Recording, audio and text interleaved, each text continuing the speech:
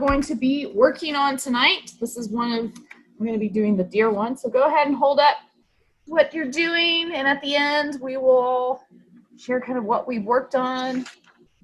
Awesome. Perfect. Fantastic. All right. So let's go ahead and get started. And I will introduce tonight's featured artist, Stacey Holloway. So Stacey Holloway received her BFA from Herron School of Art and Design in 2006, her MFA from the University of Minnesota in 2009, and then became the sculpture technician and instructor at Herron between 2009 and 2013 before accepting a position as assistant professor of sculpture here in the Department of Art and Art History at UAB in 2013. Just this summer, she earned tenure, yay! And now has the title of Associate Professor of Sculpture. Congratulations. So Stacey is never without a project. She is an active installation-based artist whose use of the animal form and essence captures the viewer through an Aesop Fables-esque journey of discovery of self and home. Stacey has exhibited throughout the United States, including galleries such as Wayfarers in Brooklyn, New York, the FN Gallery in Chicago, Illinois, Gallery 924 in Indianapolis, Huntsville Museum of Art, South Bend Museum of Art in Indiana, and of course, several exhibitions here at AEIVA, including a solo installation from our CCAC Artist Fellowship Show, formerly known as the Southeastern College of Art Conference. So that was in 2018. And Stacey, we are really excited to have you. I'm going to love this. I loved going through all the pictures with you before. So I am going to share my screen with the computer sound. And let's go ahead and get started. So Stacey, how's your week been? Because this is the week before UAB's classes start. Yeah, it's been a little crazy, but we're just getting stuff ready, and we didn't really get to clean up because of we had to switch online last semester. So just getting everything together and getting everything online, getting ready for hybrid classes. So we're still excited that we'll get to see the actual students. And, we did just have, I'm a new board member for the Mid-South Sculpture Alliance, and we just started our brand new online panel discussion series, which we had last week, and that was online teaching, the online sculpture classroom, and we'll have a couple more of those. I think the next one's going to be on diversity, equality, and inclusion, but also, I'm really excited for the Art from the Heart auction that's benefits Studio by the Tracks here in Birmingham. So if you guys get a chance, that auction started today at noon, I believe, and it goes all the way to, I think, Sunday evening. And I donated, I think, 4 porcelain animals to that. So I'm really excited to that. So after this, I'm going to get on and start doing my bidding. So, but yeah, so it's been a busy week, but it's good, and I'm really excited to get back to teaching again. So, yeah. Awesome. Well, we'll revisit that teaching question because I want to know more. But let's start kind of from the beginning. Why and how did you go into art? What drew you to it? When I was younger, I definitely was into, and still into movies and comic books. And I think that's kind of was my first introduction to, where I realized that I was really into visuals. So when I was younger, I would draw my comic books, my comic book characters. I would also draw my, like Teen Beat, like the cutest boy on Teen Beat magazine or something. And I'm going to share this. My mom will be really embarrassed. I don't know if she's still on, but I would, I'd be down in my little basement, my little studio, and I'd be really proud of this project or this drawing I did. I'd go upstairs and I'm showing my mom, and the eyes are too close together. It's not enough shading. There's too many teeth. And so I'd just be like, oh man, but she was right. So I think that I have to give her credit for making me the OCD artist that I am today. But also, um, what you're seeing here is just like we had, one, it was the 80s, so that's why some of these pictures are so bad, especially that really blurry one. But my mom and I, we used to ride horses together. We volunteered at wildlife rehabilitation centers where we'd feed hawks, and we basically always had like a big zoo at the house. So we always had dogs and cats and birds, but also everybody in the neighborhood would bring us like abandoned baby rabbits, or I think that was our flying squirrel that we had where he got kicked out of the nest. So I kind of grew up, helping my mom kind of injured some of these, or trying to kind of help these injured animals and wildlife, get them back out. So, but it actually wasn't until grad school that I realized that I really, really enjoyed, like, I could actually take my love of animals and use that in my artwork, because I think I kind of wanted to do a little bit of both. I wanted to be a vet and I also wanted to be an artist, but art was definitely ingrained in a very young age. But I started art school as a painter, like a realistic painter. And then, I think you were going to ask that later, but sculpture basically popped out to me because somebody gave me a grinder. I made sparks and it was all over from there. I knew that sculpture just had so many possibilities. But yeah. So, okay. We're going to come back to the sculpture part. Okay. But why animals specifically? So, I mean, they were obviously a big part of your life, but what still continues to draw you to the animal form? Well, became really interested in ethology. So that's the study of animal behavior in animal behavior in natural environments.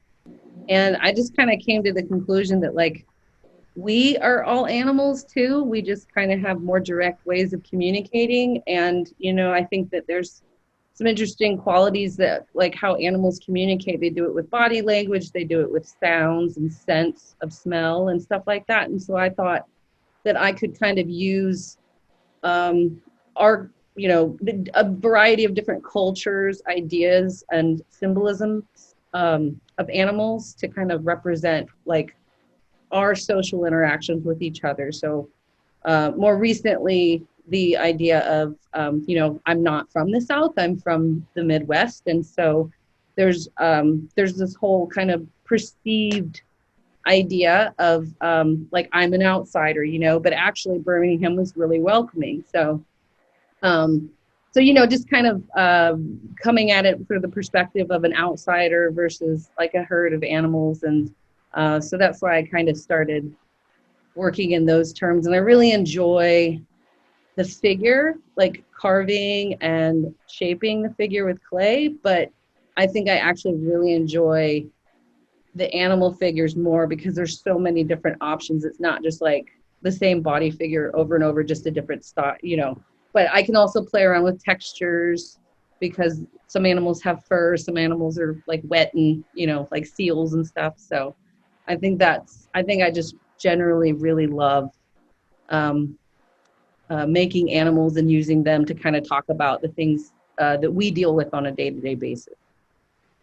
So, okay, so we're going to revisit the sculpture. And before we do, I just want to warn everyone, it literally just started storming here, and Stacey and I live a block away from each other. So if my power goes out, her power goes out.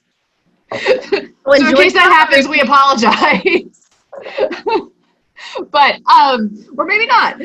So sculpture. So you don't just, there's going to be more pictures of the animal forms and kind of where you've gone with that, but you also tend to have this architectural kind of vein that goes through your work as well. And I remember when I started at AEIVA, and you were using that bridge, the nose bridge. So can you tell us more about that, and then also the architecture?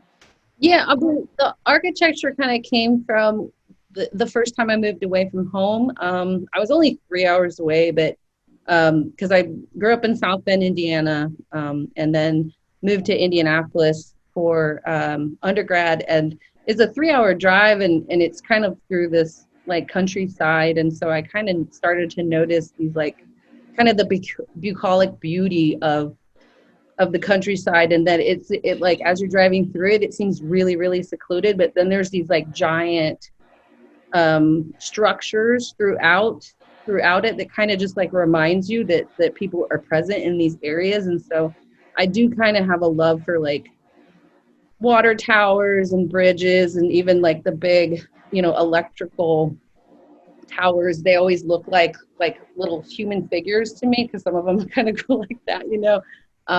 So I think that is kind of where those came from, and I more recently started using them to kind of make pedestals for my pieces, because I hate like the white box pedestal. But yeah, the bridge project, this is actually the second edition of it. This is the iron casting community version of it. But I just kind of wanted to do something that like, I'm not a very tactile person, and like when I came here and I came to Sloss, it's like everybody hugs each other constantly, and first I was like uncomfortable, but then I just like, oh no, I really love human interaction, and so yeah, so I started More on that later. yeah. So I started doing these projects, and this one was specifically talks about kind of this amazing iron community. I think from the outside, iron casting looks very intimidating because of the process. And it looks like a whole bunch of like really dirty roughneck sculptors, which they are, but they're amazing group of people. And so I really wanted to kind of do a project with that. So this is a bridge. It's cast iron.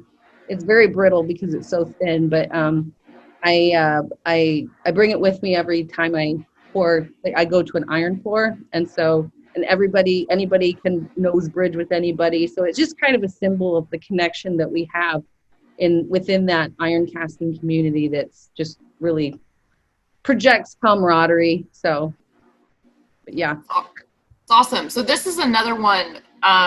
You were doing a lot of different projects when I first started at AEIVA, when I met you. This one went up across the street from AEIVA at the Al Stevens Center, but it also went somewhere else, correct? It did. We see Jacob, who's on the call, Jacob Phillips, who at the time was one of my students, or actually I think he had graduated by that time, but I actually made it into, he made these video projections. He took video and of all these different close-ups of things in nature and stuff like that. And so we actually turned it into that. And so we took it to Inlight Richmond in Richmond, Virginia, and which was very similar to the light exhibition that we had at Alice Stevens Center. And we also took it to Wiregrass Museum down in, is that Dothan, I think? Yeah. So, it was really fun to work with Jacob on that project. I don't know if he feels the same way or not, but I really do like to collaborate. And I do think of this more as, it's not only a collaboration between Jacob and I, but it's also a collaboration between, the artist and the participants. So because it's an interactive piece, so people could come in and get on the bikes, and they kind of played around with the shadows and kind of became the performers of the piece, and they really made it, And so this was anyone that could come in and use it. Yeah. I think children were upset because the pedals were so they couldn't reach the pedals, because it was I made the penny farthing bicycles out of like unicycle wheels. And then the smaller wheel was tricycle wheels, but the little kids couldn't really get their feet on the unicycle pedals. So I felt bad about that, but make a mini version of it someday. So what was the impetus for this? Like why, it's called Not Without You. Can you tell us a little bit more about it?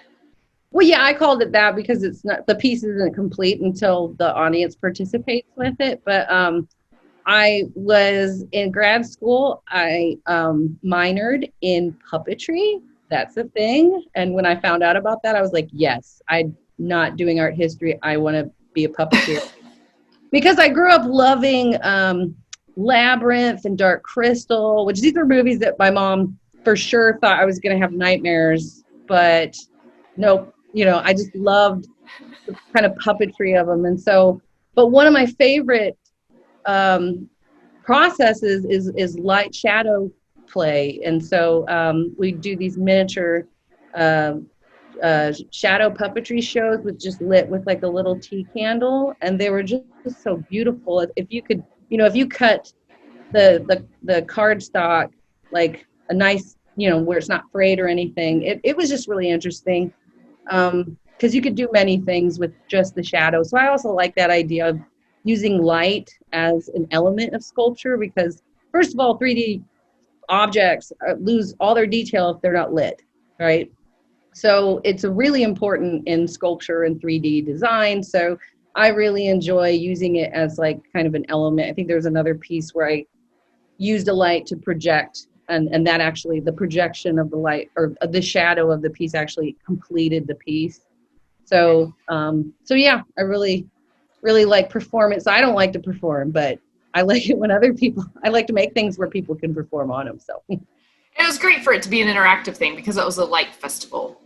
So lots of people walking around and such. So, okay, going back to your animals, but also architecture, this kind of combines both. And we'll start to see a lot more of those as we go through. So can you take us on this journey? And then also, is there a specific medium that you prefer in sculpture? I think my favorite general process is mold making. But I have to, because it kind of combines a bunch of different kinds of elements of sculpture. So either I have to carve something or sculpt something in order to take a mold off of it, and then I can cast it in iron or plastic or wax or anything like that. So I think that I found that I have a lot of freedom when I use mold making, and I love the idea that I can make multiples. Because I can do really big installations with just like having to sculpt like one or two things. Yeah, iron casting and sculpt, I do a lot of drawing and painting as well, printmaking. I love printmaking.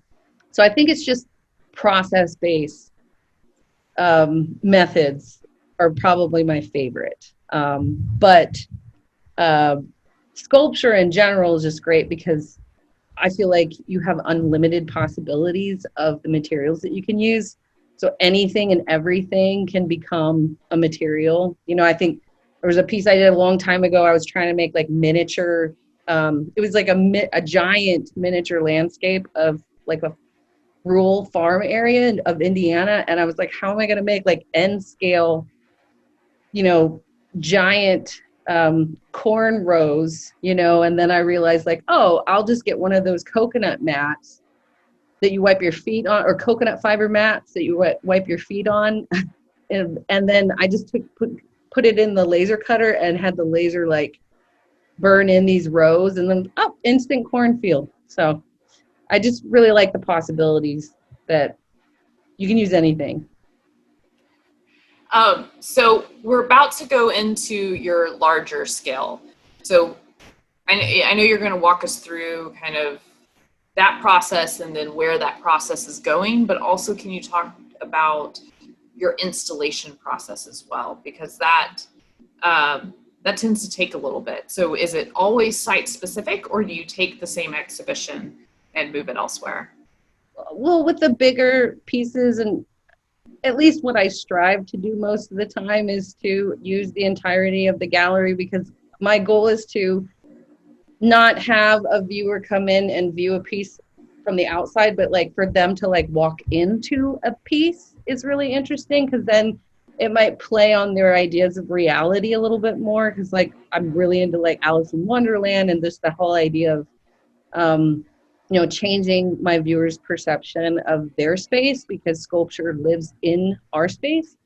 So so yeah, I mean, every time I always like to see the gallery, because I like to find little nooks and crannies where I can have, utilize, like have, if there's a hole in the wall, I can have an animal come out of the hole or something like that. But yeah, so lately I've been doing larger animals, and my friend Emily, who I think she's here somewhere. She may not want to get on, but my friend Emily Canapeel, she works for a company in Indianapolis called Expo Design, and they hired me to kind of, help them out with some parade floats.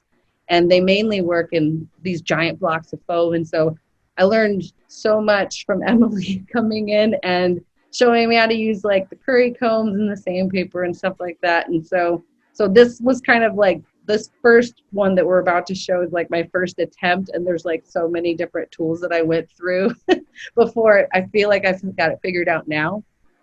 But it's just really, I like making these giant sculptures. I don't like having to store them or travel with them, because I also have to make giant crates. But I just trying to get the animals, like the bigger animals, closer to what they would actually be like in real life, I think will help with my viewers' perception of their space. So, okay, before we get, because the next set of slides are all videos, time-lapse videos of you sculpting. So first off, I want you to tell us what this is should we tell them what it's going to become, or should we just let it reveal? Yeah, that's fine. Yeah, I mean, it's going to be, this is the first version, step one of Wally the Walrus. So I also name all the animals dumb names, but very obvious names. But like, yeah, so first I started off with just a handsaw, and I think my right shoulder blade is so much bigger now because it was so much sawing. Like, I love time-lapse videos because, oh my God, if I could work that fast in real life, you guys would see so much more work coming out of me. Like, it's so satisfying to see it kind of shape together. But yeah, most of the work, I'll try and like get a general shape with the curry comb. And then now Emily told me, she was like, get a chainsaw. And I did, and that was quicker. However, the foam would melt in the bearings of the chainsaw, and so it gets stuck constantly. So it kind of ended up not working as much. But it's just really messy business too. Like, notice I've got, you have to wear safety goggles, a respirator, or a bandana, and I've got my hoodie up because I would come home, there'd just be foam all over my hair, no matter how often I like use the air to kind of get the majority of the foam off. And then I'd start to notice that the cats have like foam on them from just like laying on the ground in my apartment because there was so much foam everywhere. But yeah, so, but yeah, and then most of the detail work comes from just using sandpaper. And the foam is really amazing because it's so quick. But I did kind of, realize recently, I was like, oh my gosh, like I'd get upset when we'd have like a potluck or something and people would bring styrofoam cups. And I'd never put the two and two together, like, oh, this is styrofoam. Oh, this is really bad for the animals that I'm using in my sculpture. It's really bad for their environment. So recently, I'm about to look up how there's an eco-friendly foam that I'm going to try and switch to. So hopefully that won't be a problem anymore. But yeah. And I also use a lot of taxidermy parts, like glass eyes from taxidermy. I use the ear liners sometimes because it's just easier. Like, why make an eyeball if I can just buy it for like $6, So, and then I also use this 2-part epoxy to kind of sculpt the more detailed areas, like around the eyes and everything. And you can use that, like, you can shape it like clay, and then it hardens almost to like basically like uh, not fiberglass, Bondo. It's very similar to Bondo, which was a material I used to work with. And now I'm working with materials that are going to not kill me. So, because that, yeah, I'm sure your mom is very happy about that. yes, yes. So here is the finished product, Yeah. you guys. So Right. what do you cover? What do you cover him in? And then also his whiskers. There is there's a 2-part epoxy that you can brush on. Like, I think Expo Design uses like a spray-on hardener, but that, like, it's not that good to breathe, and I don't want to do that to everybody in my studio. And this stuff is doesn't smell, it doesn't have fumes, and so I have to do quite a few coats of that, and it does take a long time. But it's an epoxy that's not going to eat away foam, because a lot of like fiberglass resins and stuff like that will eat foam away. So I coat it all in that, and then like, going back to the idea of anything and everything is your material. Those whiskers are a straw broom. I cut them up from a straw broom, and it took me forever to poke hole, dip, cut the straw, then dip the straw end in epoxy, and then shove it in the hole. So, but sometimes that's when all the excitement happens. Like, I also collect a lot of cat whiskers. Not like, I don't pull them off my cat. Like, a lot of people are like, cats shed their whiskers naturally. And so I do have, like, one of my cats sheds constantly her whiskers all the time. And then a lot of people I know, like one of my friends, Holly, she has about 5 cats, and every 6 months she's got like a baggie, and I call her my cat whisker dealer, because she has like this baggie full of cat whiskers. And like, when you start doing the details like that, like adding the horns or the tusks or the whiskers to animals, it really brings them to life. And that's my favorite part, even though it is definitely it takes almost as long as carving the entire animal, but it's so satisfying. Did you tell us what the tusks were made of? The tusk is the process that I do a lot, where I will carve something out of foam, and then sometimes I'll put plasticine on it to give it a smoother or different texture. And then I take a rubber mold of it, and I pour that in it's called slosh casting. So you pour a little bit of plaster in there, and you just kind of slosh it around. And then as it dries, you do a couple layers of that, and then you just fill it with expanding foam. So everything's really lightweight. Like, he's about, I think he's 8 or 9 feet in length, but he probably only weighs like 70, or not even that, like 60 pounds or something. It's really lightweight. He's just cumbersome to move. Yeah, you just have to have a bunch of different people to move him, because he's awkward. But yeah, and then, like I said, mold making. So this is like where I made an actual piece out of plasticine and painted them. And then this is me building up the walls for my plaster molds, that I have to do plaster molds, not rubber molds, in order to slip cast porcelain in them. Because the porcelain, actually, if you pour porcelain slip or any kind of clay slip into a plaster mold, the plaster absorbs the moisture, and then you can dump out the rest, and it's hollow, but it leaves this kind of outer shell. So that's how a lot of these animals are made. So, but I, of course, don't ever, like, I don't really ever think about how complicated the plaster mold's going to be, because in fact, that's like my favorite part. So I think sometimes I intentionally make them really complicated so that I can actually figure out all the different parts of these plaster molds. And so most of these rabbits and animals that I did are like 8 to 11 pieces. Like, I see Kevin's on the call. He knows exactly what I'm talking about, because Kevin Bannock is in Hattiesburg, Mississippi, and he's an amazing mold maker. He's really good. And so he's been knocking out these amazing, it's an art form itself. It's just making these molds. So I think I just like to solve problems, and so I think that's my favorite part. So yeah, this is this is one of the rabbits. I think this is an 11-part mold. But yeah, I do really love time-lapse videos, if you can't tell. How long was this actual process that we're watching in like 5 seconds? Oh, it was probably, I think when I started taking these apart, I was more gentle. Now I can do it like a lot quicker, but I think it would take about 15, 20 minutes. Now I can just take it apart really quick because I wasn't quite sure how, I hadn't worked with porcelain since grad school, and so I wasn't quite sure how these forms would stand up. But once you get the timing right, like if you pull it too quickly, then it'll just like, sag on you. Mm-hmm. But I think I got the timing right. And so I could probably do it in like 5 minutes now. So Nice. And you had to do it really quick because the next exhibition is the one that was at AEIVA. So this guy, what's his name? And what's this process? this is Benny the Bison.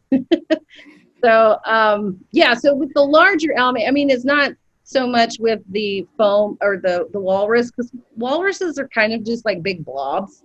But like with four-legged animals, you want to make sure that like you don't have these skinny little legs just out of foam, and then it's just going to break really easily. So I kind of had to do some scaling from just this little toy bison that I had, and then welded up a steel rebar frame, and then you just kind of glue your foam around that.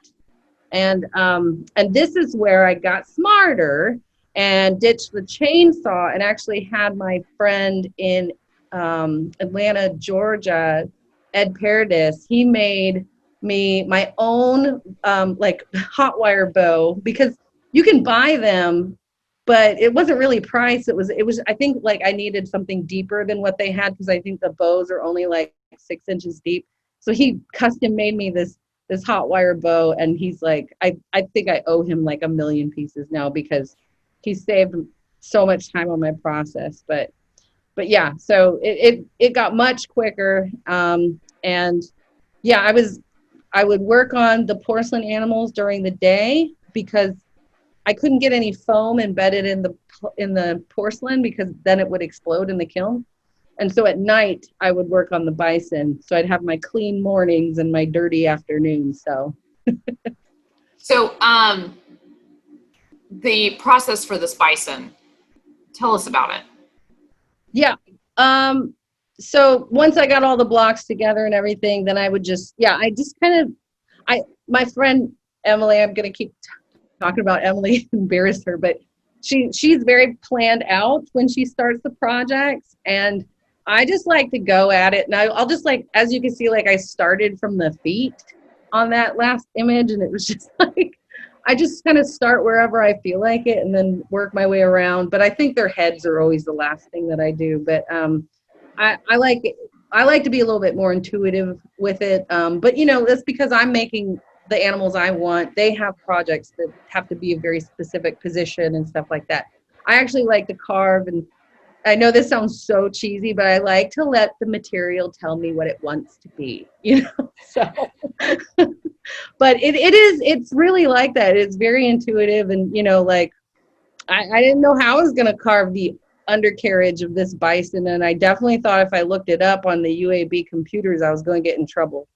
So I just looked it up on my phone instead. So, but yeah, no, it's like I just kind of look at something really quick and then just go to town. I don't have a photographic memory or anything. It just kind of happens eventually, and it's just kind of a touch too, just having to feel. So this is Benny arriving at AEIVA. If you haven't been to AEIVA, our director, John Fields, is the one doing this. And I just realized the volume's not on because this part's funny.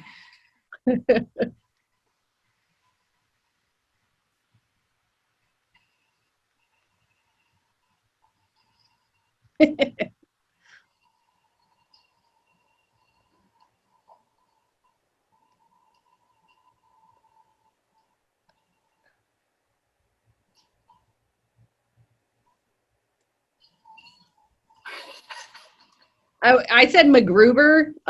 If there's any anybody that watched Saturday Night Live in, I think what, mid 2000s, they had a character called MacGruber that was supposed to be like a takeoff of MacGyver, and he just blew everything up after every scene.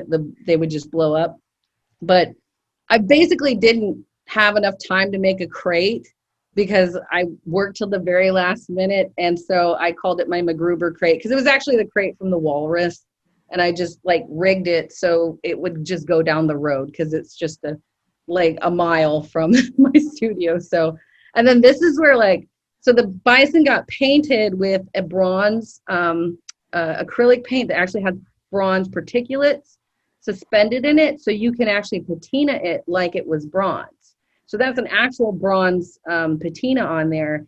And so he looks like he's this bronze sculpture. So when John and Christina and I were picking this up, people thought we were so strong. And we were like, yes. But he only really weighs I don't even know. That with the metal frame, it was probably less than 100 pounds, definitely. Oh, for sure. It was super light. There had to be 2 people in the front though, because he was so unwieldy. Yeah, there was no way. He's awkward in the front. Yeah. And then you decided to. And I got the ass end. Oh, sorry. The butt. Yeah, so this one went into the CCAC show. So can you tell us about this exhibition, and also at the same time tell us what the CCAC Fellowship is? So 2017. So CCAC, every year there's a national conference or a regional conference, but it's been more national recently. And you can apply for the fellowship with a project in mind, and the project can fully fund that. So I decided that I wanted to use all the funds to not do any residencies, not take any workshops or anything, which I probably should have, but I was like, I'm going to use all the money for this giant installation. And so thanks to John and Christina, they let me kind of go to town on the gallery, and they painted it for me, thank God, because I probably would never have made it. And then I got this linoleum floor that looks like hardwood floors, and then got all this furniture. My mother helped me pick out all this furniture to make it look like a china shop. So I love that idea of the bowl in the china shop.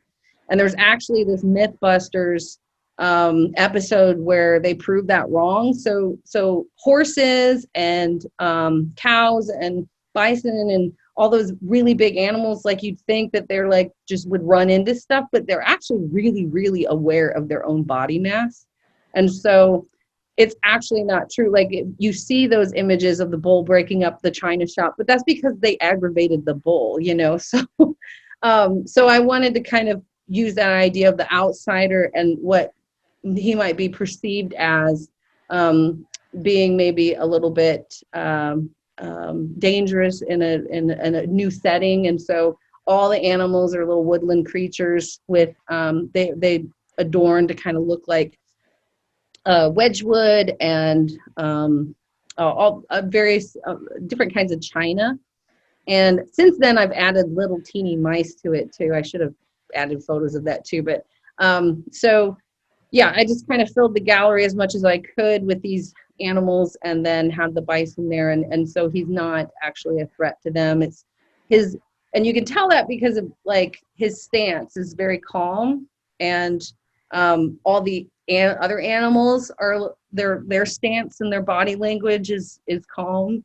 So I think that the whole idea not to be otherwise came from Alice in Wonderland. So it's just that whole idea of kind of being in a whole different world, but you don't, you're not going to be this, you're not going to disrupt that world. So I don't know. And so what's not pictured is on the wall to the left of the photographer is also this very delicate and intricate beehive, mm-hmm. and then all these itty bitty bees. And so it wasn't just the squirrels, the bunnies, the birds. It was also these bees, and there were this is it took up our entire gallery one. And Stacey, why do you keep coming back to bunnies? I think I know that I should probably, as a professor, have this like really amazing answer to that. But growing up, I was my mom's bunny. She called me Bunny. And so I think that that's kind of the reason why I'm so drawn to them. But they are really interesting animals. And we did have a lot of baby bunnies brought to us from the neighborhood. But also, I like the idea of the jackalope. I think I started doing jackalopes before I started doing rabbits. And they're just like, it was just some dude in, I think, North Carolina just put like deer antlers on a rabbit and taxidermied this together. And there's like this beautiful myth that came out of it, like the one way to lure a jackrabbit is to lure him with whiskey. So, just like weird stuff like that. I love like urban legend and stuff like that. So, but yeah, I think that's but there are, there are other animals in there too. But yeah, I was my mom's bunny. So. Aw. So you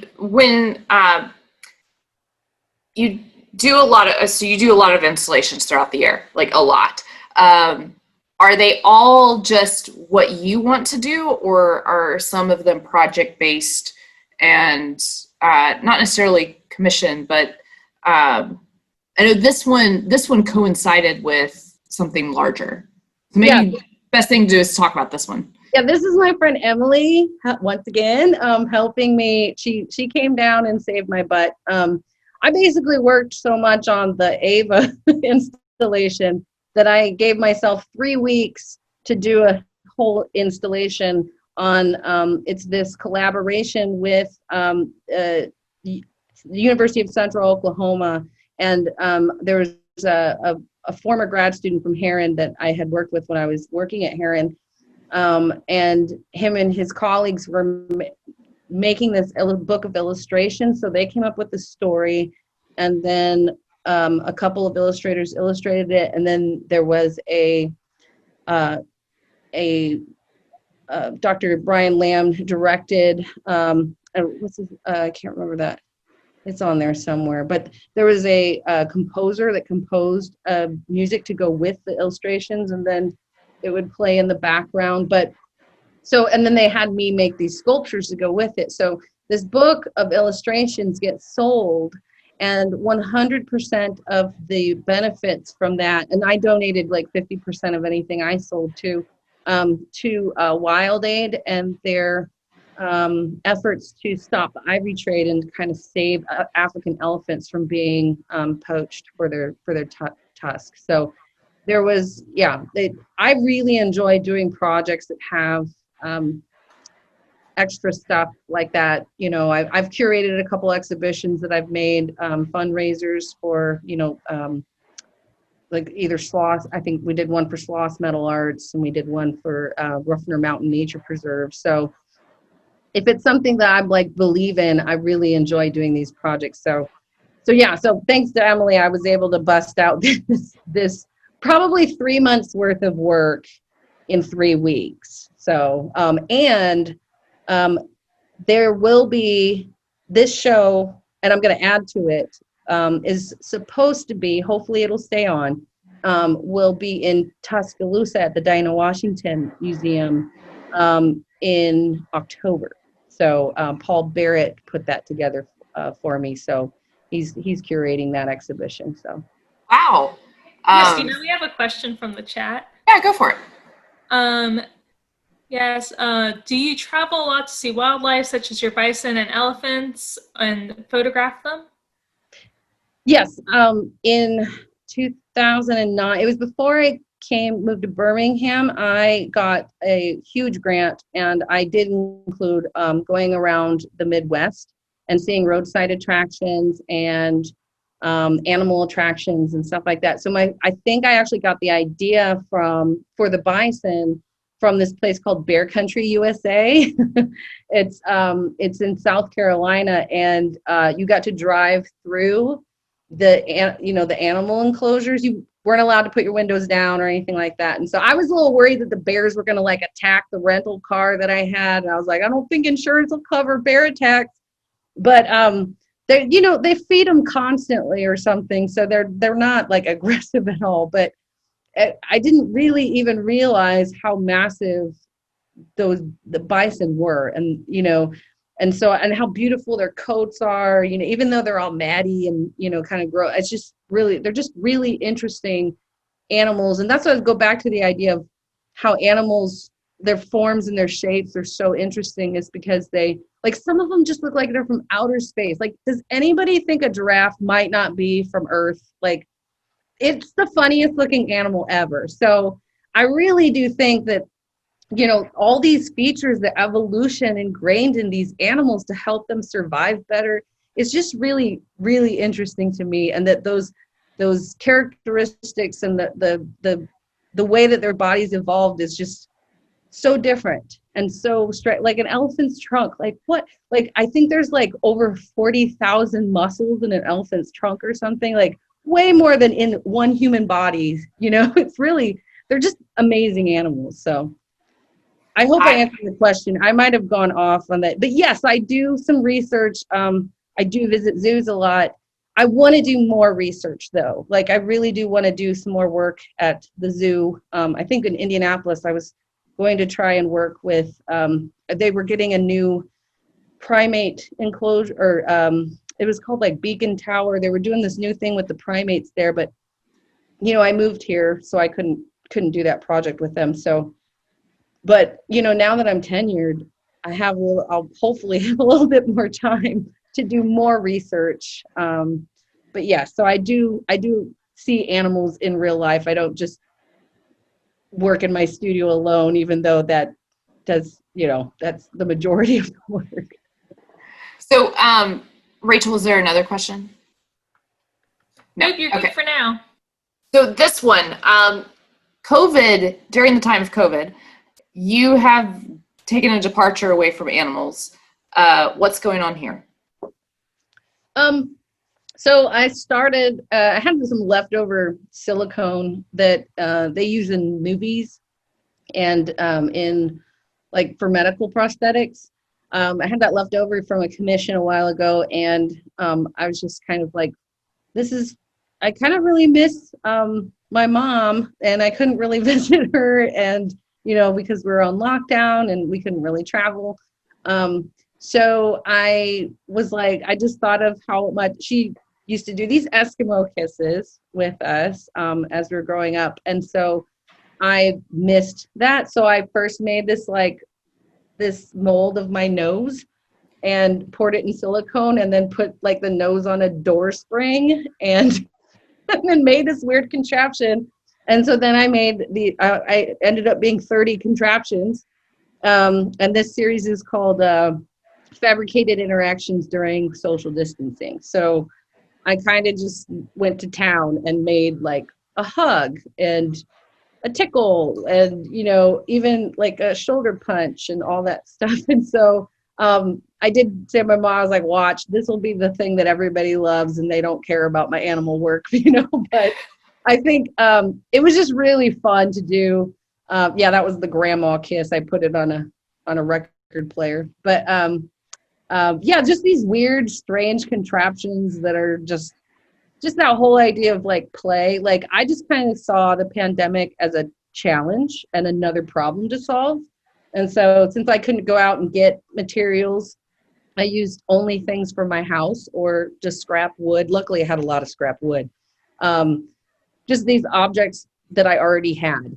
And then just made these funky contraptions. Like, I'm like, okay, what do I have that I can make this out of? So I'd cast the body part first, and then I would figure it out from there. I'd be like, okay, I need it to do this. What do I have? What can I add to this? And so it just became kind of new and fun. And I tried to do one every 2 to 3 days. So, but yeah, it was really fun. How long did you work on it for? Are you still working on it? No, I just ended it because I hadn't been able to work on it for a while, and I kind of running out of interactions and running out of silicone. But I started it in, when did we? March.